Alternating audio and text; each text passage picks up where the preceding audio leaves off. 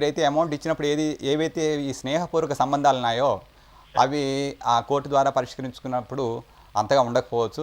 అదే కనుక ఈ మధ్యవర్తిత్వం ద్వారా ఈ ప్రత్యామ్నాయ పరిష్కార మార్గాల ద్వారా మీరు సెటిల్ చేసుకున్న పక్షంలో మీరు ఇద్దరు కూడా విన్ పొజిషన్లో ఉంటారు.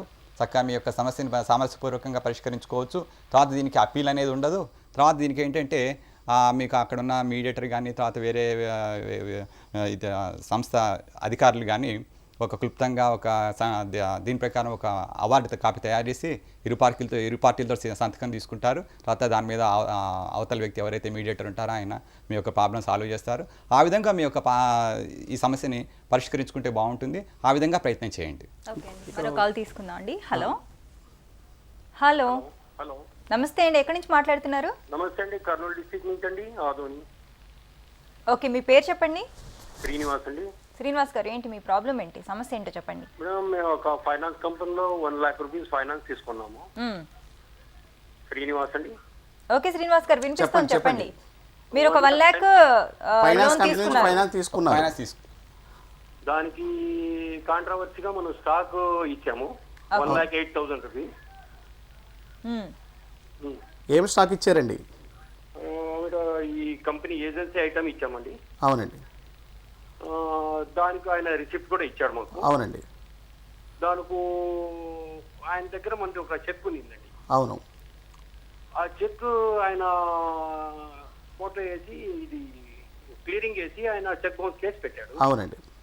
ఇప్పుడు ఆయన వచ్చిన కంప్లైంట్ కి మనము కోర్టులో ఈ ఎవిడెన్స్ అని ఈ ఎగ్జిబిట్స్ అని చూపెట్టాము. అవునండి. Is admitted. అవునండి.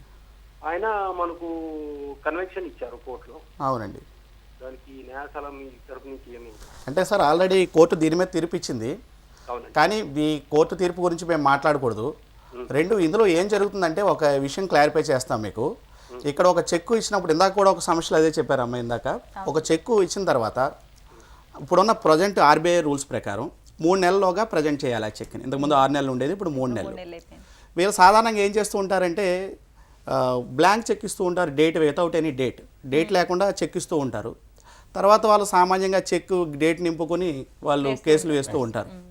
ఈ కేసులో ఏం జరిగిందంటే వీళ్ళు ఫైనాన్స్ తీసుకున్నారు 1 lakh రూపీస్ వరకును. తర్వాత దానికి సంబంధించి వీళ్ళు పే చేసామంటున్నారు, వీళ్ళ డిఫెన్స్ అది. కోర్టు అది నమ్మలేదని ఆయన చెప్తున్నారు.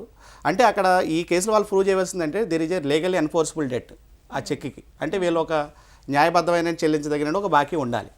అప్పుడు ఆ చెక్కి అప్పుడు ఇచ్చి ఉండాలి, అది బౌన్స్ అయి ఉండాలి. ఈ కేసులో ఆల్రెడీ మీకు తీర్పు వచ్చింది కాబట్టి ఇప్పుడు మీరు దాని మీద అప్పీల్ చేసుకోవడం తప్పించి వేరే పరిష్కారం లేదండి. మీరు అప్పీల్ చేసుకోండి. ఇన్ కేసు మీరు ఏమైనా పరిష్కరించుకోదలుచుకుంటే అప్పీల్లో కూడా మీరు మాకు లోక్ అదాలత్లో రిఫర్ చేసుకోవచ్చు. అప్పీల్లో ఉన్నప్పుడు దానికి ఇప్పుడున్న గైడ్లైన్స్ ప్రకారం సుప్రీంకోర్టు జడ్జిమెంట్ ప్రకారం కొంత రుసుము చెల్లించవలసి ఉంటుంది. కొంత పర్సంటేజ్ రుసుము కట్టి రాజీ చేసుకోవచ్చు. మీరు కూడా అప్పీల్లో కూడా మీ యొక్క డిఫెన్సెస్ ఉంటే పోరాడండి. కోర్టు తీర్పు మీద మేమేం చెప్పలేము సార్. ఓకే అండి. విజయభాస్కర్ రెడ్డి గారు, చివరిగా ఒక ప్రశ్న. ఈ జీవిత బీమా సంస్థల నుంచి చాలాసార్లు ఈ చెల్లింపుల విషయంలో అవకతవకలు జరుగుతూ ఉంటాయి. అలాంటప్పుడు ఎలా కేసు ఫైల్ చేసుకోవాలంటారు? మామూలుగా ఈ ప్రత్యామ్నాయ పరిష్కార మార్గాల ద్వారా కేసు పరిష్కరించుకోవాలి ఈ బీమా కేసులు అన్న పక్షం లోపల వాళ్ళకు కూడా సపరేట్ అంబుడ్స్మెన్ అని ఒకటి ఉందండి. అంబుడ్స్మెన్ ద్వారా వాళ్ళ యొక్క సమస్యను పరిష్కరించుకోవచ్చు. అది కూడా that is also nothing but ఈ మీడియేషన్ ఈ పద్ధతి కిందకే వస్తుంది. అది కూడా సాధ్యం కానప్పుడు మామూలుగా రొటీన్ కోర్స్ మనకు ఉంటుంది.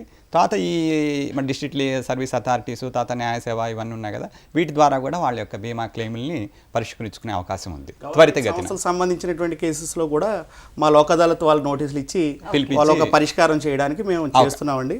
తప్పనిసరి ప్రజలు ఇది ఉపయోగించుకొని ప్రత్యామ్నాయ పరిష్కార మార్గాల ద్వారా న్యాయ సహాయం పొందుతారని మేము ఆశిస్తున్నాం. అందుకే ప్రతి లిటిగేషన్లో కూడా ముఖ్యంగా ఈ ఏడీఆర్కి ఒక ప్రత్యేకత స్థానాన్ని ఆపాదించారు. ఆ విధంగా ప్రాబ్లమ్స్ సాల్వ్ చేసుకోవచ్చు. ఓకే అండి.